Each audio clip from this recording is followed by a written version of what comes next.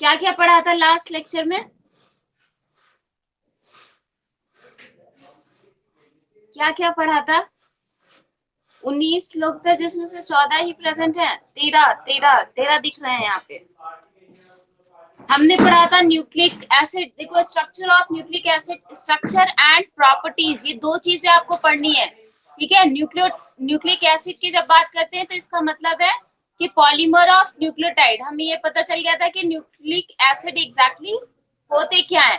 ठीक है, polymer of nucleotides are the nucleic acid, जिसमें से आरएनए हो सकता है या फिर डीएनए हो सकता है। Good afternoon everyone. शुरू करें, ये केवल रिवीजन चल रहा है। ठीक है, फिर आज थोड़ा और आगे बढ़ेंगे। पॉलीमर ऑफ न्यूक्लियोटाइड्स में किसका, एक न्यूक्लियोटाइड की जब बात करते हैं तो या तो ये हम कहें कि न्यूक्लियोसाइड प्लस फॉस्फेट ग्रुप जब ऐड हो जाता है तो उसी को न्यूक्लियोटाइड कहते हैं।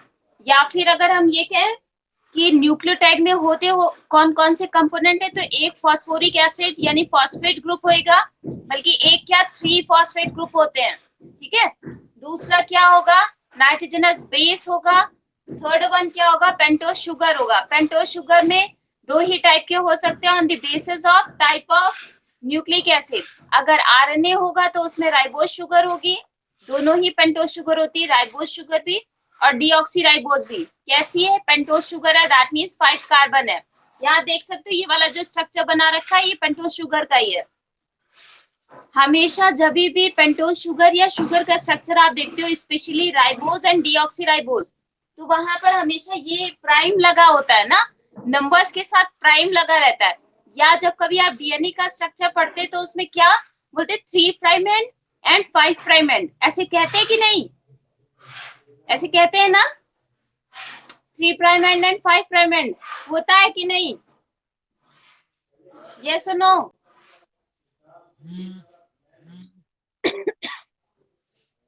वो 3 प्राइम किस लिए रखा गया, उसको प्राइम लगाने की क्या जरूरत थी? प्राइम लगाने की ये जरूरत थी क्योंकि आप जो ये नाइट्रोजनस बेस होते हैं, जो नाइट्रोजनस बेस अटैच है बैकबोन एटम से, यानी कि ये भी कह सकते हैं जब भी न्यूक्लिक एसिड बनेगा तो जो बैकबोन बनी रहती है वो किसकी होगी, पेंटोस शुगर की और फॉस्फेट ग्रुप की। उसके अलावा जो तीसरा कंपोनेंट होता है वो कौन सा होता है, नाइट्रोजनस बेस, जिसमें प्यूरिन हो सकता है या पिरिमिडीन हो सकता है। इन सब की बात हमने कर ली थी कि कौन कौन से प्यूरिन होते हैं, कौन कौन से पिरिमिडीन होते हैं। अब आज जो बात करने वाले, बोर्ड नहीं दिख रहा है, किसके पास नहीं दिख रहा है, किसको नहीं दिख रहा है, कौन बोले? राधिका? नहीं, आदिति? नहीं, किसी और को नहीं दिख रहा है। प्लेस चेंज करिए अपना। ठीक है, मेरे ख्याल से और सबके पास दिख रहा है, विजिबल है ना? किसी को नहीं दिख रहा है? दिख रहा है ना, तो हम शुरुआत कर रहे हैं। ठीक है, जिन्होंने भी, जिनको जिनको दिक्कत हो रही है थोड़ा सा अपना प्लेस चेंज करिए। ठीक है, यहाँ पे कनेक्टिविटी इधर से सही है मुझे लगता है।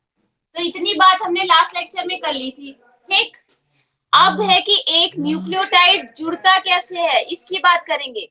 ठीक, न्यूक्लियोटाइड का फॉर्मेशन हो कैसे रहा है। पहली बात तो ये याद रखो कि जब भी बायोमोलिक्यूल्स फॉर्म होते हैं तो क्योंकि बायोमोलिक्यूल्स कहाँ पर, उनको एनवायरनमेंट कैसा मिल रहा है, एक मतलब कि यही कह सकते हैं ना कि सेल्स में प्रेजेंट होंगे, और सेल्स में कितना 80% वाटर है। तो जब कभी इस तरह की कंडीशन होती है तो यहाँ पर भी डिहाइड्रेशन वाली कंडीशन, मतलब कि डिहाइड्रेशन रिएक्शन होती है। ठीक, तभी बॉन्ड फॉर्म होते हैं। जैसे कि मान लीजिए आपको ये मालूम है कि एक न्यूक्लियोटाइड स्ट्रक्चर में एक पेंटोस शुगर होगा। ठीक है, वो डिपेंड करेगा कि कौन सा वाला न्यूक्लिक एसिड है, डिऑक्सी भी हो सकता है, ऑक्सी भी हो सकता है।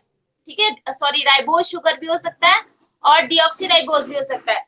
ये जो मैंने ड्रॉ कर रखा है ये कौन सा वाला होगा, डिऑक्सी होगा कि राइबोस शुगर है? डीऑक्सीराइबोस है कि राइबोस शुगर है? देखो, यहाँ पे 1, मैंने 1 प्राइम लगा रखा है, 2 prime, 3 prime, 4 and 5th carbon. ठीक है, लेबलिंग करिए। और यहाँ पे सेकेंड वाले से आइडेंटिफाई करते कि राइबोस शुगर होगा कि डीऑक्सीराइबोस शुगर होगा। हाँ श्रेया, ये कौन सा वाला है? डीऑक्सी है, क्यों?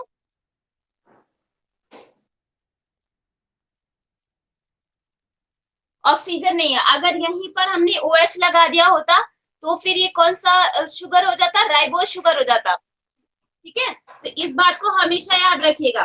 दूसरी बात है, जब हमने नाइट्रोजनस बेस कंपोनेंट की बात करी थी, ठीक है, नाइट्रोजनस बेस, तो ये भी मैंने बताया था कि कौन सा वाला प्यूरिन होता है, कौन सा वाला पिरिमिडीन होता है। ये जो अबव रिंग बना रखी है कौन सी होगी, सिंगल रिंग बड़ा नाम, कौन सी हो जाएगी, पिरिमिडीन।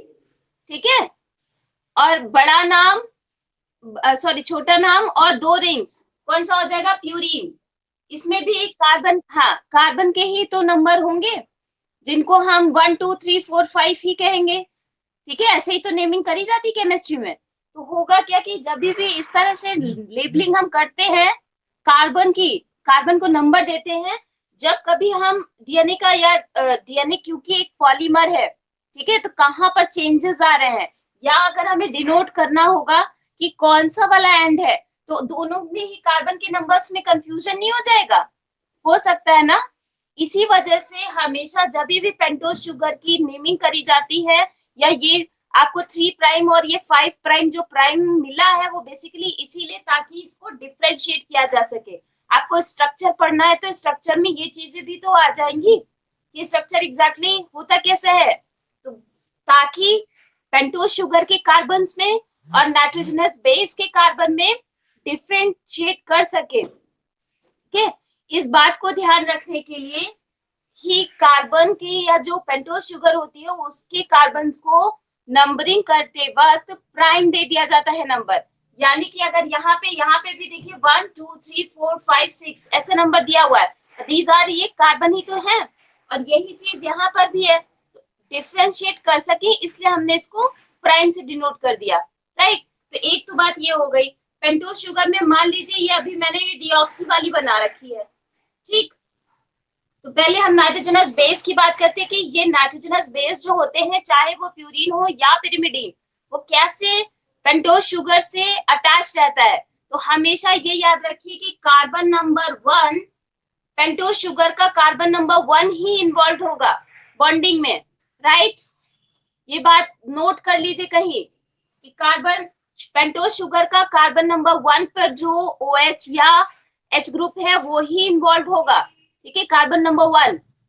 ये तो बात हो गई पेंटोज शुगर की। अब नाइट्रोजनस बेस की बात करते तो इसमें भी 2 तरह से हो जाती है।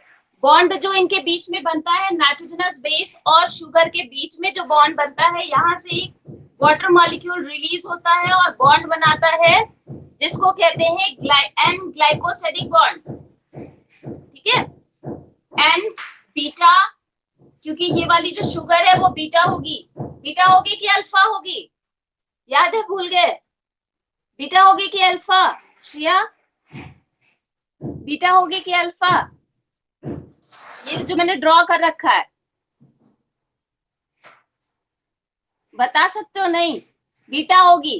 ठीक है, तो इसी के बेसिस पे इसका जो नाम, यानी ये कह सकते हैं नाइट्रोजनस बेस से जो अटैच रहता है पेंटोज शुगर, वो जिस बॉन्ड के थ्रू अटैच रहता है उसको बोलते हैं बीटा एन ग्लाइकोसिडिक बॉन्ड। साथ साथ में ड्रॉ करते चलो, नहीं तो भूल जाओगे। एक बात ये आई, और ये कैसा बॉन्ड है, ये नॉन कोवेलेंट है कि कोवेलेंट बॉन्ड है, कोवेलेंट बॉन्ड है ये। ठीक है, बेसिकली फर्स्ट कोवेलेंट बॉन्ड क्या हुआ कि पेंटोज शुगर और नाइट्रोजनस बेस के बीच। एक और इसमें खासियत होती है कि इसका पेंटोज शुगर का तो कार्बन नंबर 1 इन्वॉल्व होगा, लेकिन जब भी ये प्यूरिन जब भी ये पिरिमिडीन से अटैच होता है तो उसमें भी हमेशा बॉन्डिंग जो होगी वो कार्बन नंबर 1 पे ही होती है। ठीक है, यानी ये कह सकते हैं कि शुगर का कार्बन नंबर 1 हुआ। ठीक है, और जब भी नाइट्रोजनस बेस की बात करेंगे, और नाइट्रोजनस बेस में भी अगर हमने पिरिमिडीन की बात कर रहे हैं, ठीक है, तो पिरिमिडीन पे कौन से नंबर से अटैच होगा, कार्बन नंबर, इसमें भी कार्बन नंबर 1 से ही अटैच होगा। ठीक, जब पिरिमिडीन की जगह पे प्यूरिन की बात करते हैं, तो प्यूरिन से जब अटैच होता है या प्यूरिन पेंटोज शुगर से अटैच होता है तो वो किस कार्बन का इस्तेमाल करता है, तो उसमें बॉन्डिंग होती है कार्बन नंबर 9 से। ठीक, बॉन्ड कौन सा बनता है, बॉन्ड बनता है बीटा एंड ग्लाइकोसिडिक बॉन्ड। ये बात क्लियर है, ये बात क्लियर है, आगे बढ़े। एक बार यस कर दो, ये चार्ट में ही बता दो। सब ऐसा लग रहा है सो गए हैं। सोना नहीं, ठीक है, क्योंकि ये छूट जाएगा तो फिर समझ में नहीं आएगा। दूसरी तरफ ये तो बात हो गई कि कैसे नाइट्रोजनस बेस और पेंटोज शुगर अटैच है, ठीक। अब जब 5 प्राइम और ये 3rd प्राइम की जो 3 प्राइम एंड होता है, 5 प्राइम एंड होता है, इसकी बात करते हैं। इसमें भी स्पेशली पहले हम 5 प्राइम एंड की बात करते हैं, जहां से फॉस्फेट अटैच है, और फॉस्फेट के भी स्पेशली 3 ग्रुप्स अटैच होते हैं, ठीक है, एक न्यूक्लियोटाइड के फॉर्मेशन में। क्योंकि आप क्या बोलते हो, एडेनिन ट्राई न्यूक्लियोटाइड्स बोलते हो ना, तो ट्राई का मतलब 3 हो गया, तो 3 वो क्या है, फॉस्फेट ही है बेसिकली। कल मतलब कि लास्ट लेक्चर में शायद मैंने नेमिंग भी कराई थी, तो उसमें बताया था एटीपी हो सकता है, एडीपी हो सकता है, ये वाला सारा, ठीक है। तो these are the nucleotide. Attach कैसे होगा, अगेन यहाँ पर भी ये क्या बना हुआ है, फॉस्फोरिक एसिड, ठीक है, फॉस्फोरिक एसिड बना है, दैट मीन ये एक एसिड है, ठीक। और ये क्या है, शुगर है।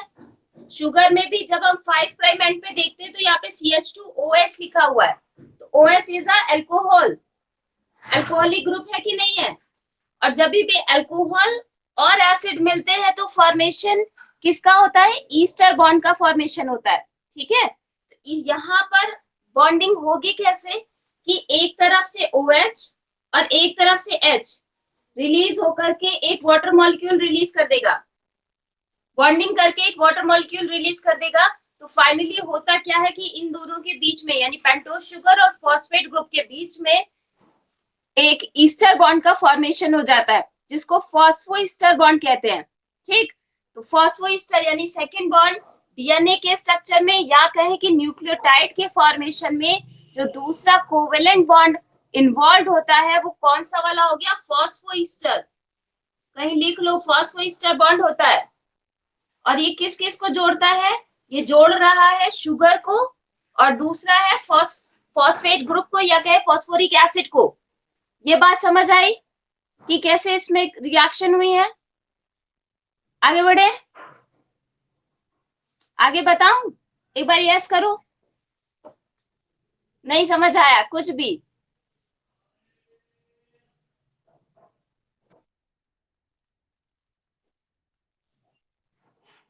क्यों नहीं सुनाई दे रहा है, इतना क्यों प्रॉब्लम हो रहा है, मुझे समझ में नहीं आ रहा है। यहाँ पे तो वॉल्यूम फुल है।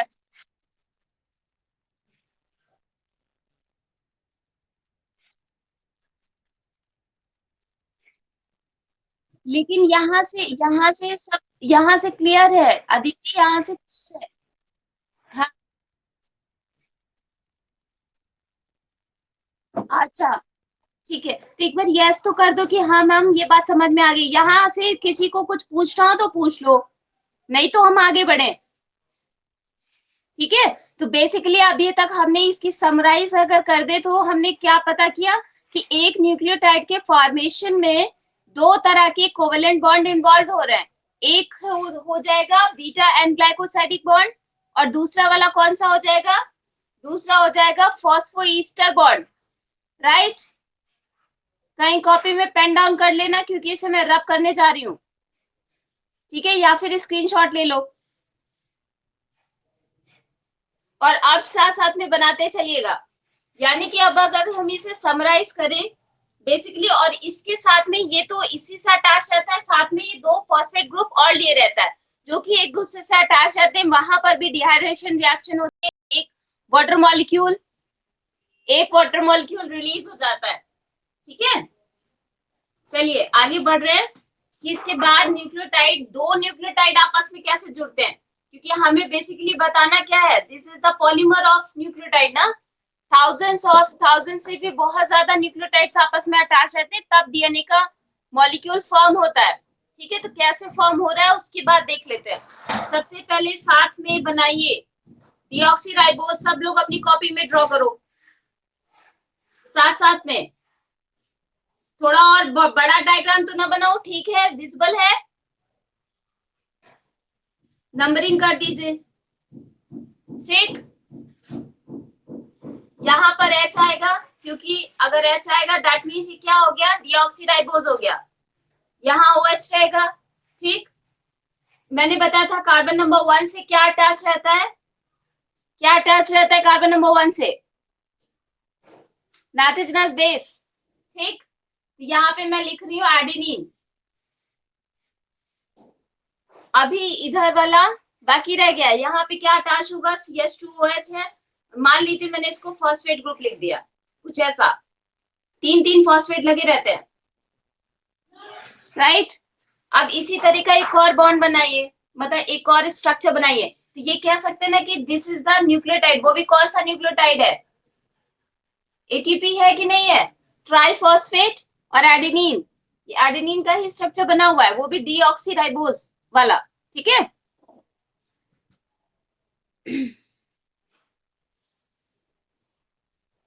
अब अगर दूसरा न्यूक्लियोटाइड आएगा तो उसको भी ड्रॉ करिए साथ में, सेम स्ट्रक्चर फिर से एक बार ड्रॉ करिए।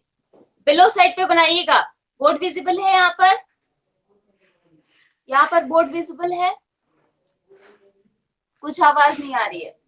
चलिए मैं बना रही हूँ, नहीं विजिबल हो तो आपकी जिम्मेदारी। ठीक,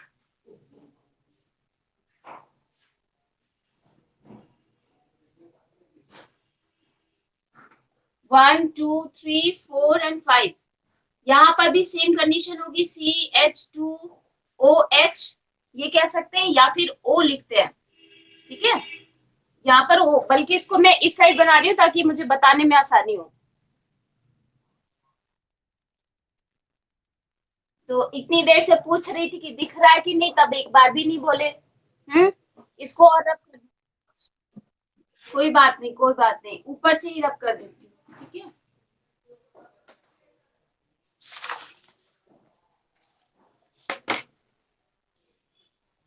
ये बात तो समझ आती है कि यहाँ पर मान लीजिए, चलो इसी को हम यहाँ ये वाला स्ट्रक्चर यहाँ पे बना देते हैं, यहाँ पर OH रहा होगा, ठीक, और फॉस्फेट ग्रुप 3 अटैच रहे होंगे, तो इसमें से एक तो ये H जा चुका है, क्योंकि यहाँ पर क्या फॉर्म हो गया था? ईस्टर बॉन्ड फॉर्म हो गया था ना, ईस्टर बॉन्ड फॉर्म हुआ था कि नहीं? यस। एक और स्ट्रक्चर, हाँ एक और स्ट्रक्चर बना लो, इसी तरह का एक और स्ट्रक्चर बना लो।